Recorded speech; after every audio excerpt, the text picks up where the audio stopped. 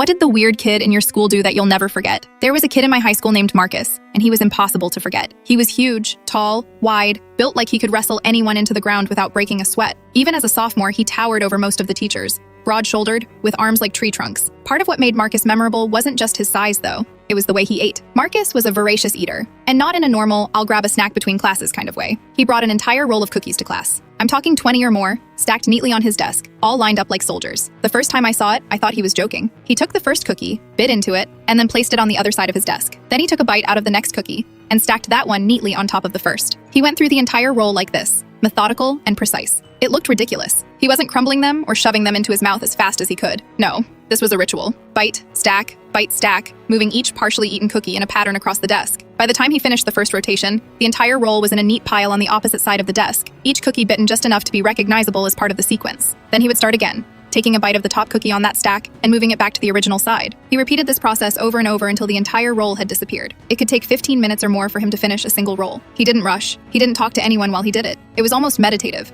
the way he went through the cookies, and it left the rest of us staring like we were watching some bizarre performance art piece. People would whisper, laugh quietly, or shake their heads in disbelief, but Marcus didn't care. He was completely in his zone, utterly unconcerned with anyone else in the room. What made it even crazier was that we weren't supposed to eat in class at all. Teachers had a strict no food rule, and snacks were usually confiscated immediately. Marcus somehow always got away with it. He would just sit there, methodically biting and stacking cookies while the teacher either ignored him or tried in vain to get his attention. Sometimes a teacher would start to say something, and he would look up for a fraction of a second and then go back to his ritual like nothing had happened. Somehow, the absurdity of his focus and the sheer volume of cookies made the situation feel untouchable. Over time, it became part of the classroom culture. Kids would gather around, not to participate, but to watch. There was a kind of fascination in seeing how far he could go before he finished the roll, or whether he would keep going if a teacher walked by. Some would bet on how many bites it would take him to complete a stack. Others just laughed silently, shaking their heads at his dedication. Marcus never explained why he did it. Maybe it was habit, maybe it was just how he liked to eat. We never asked. It became accepted, almost normal in the weirdest sense. There was a rhythm to it, the moving of cookies, the slow but deliberate bites,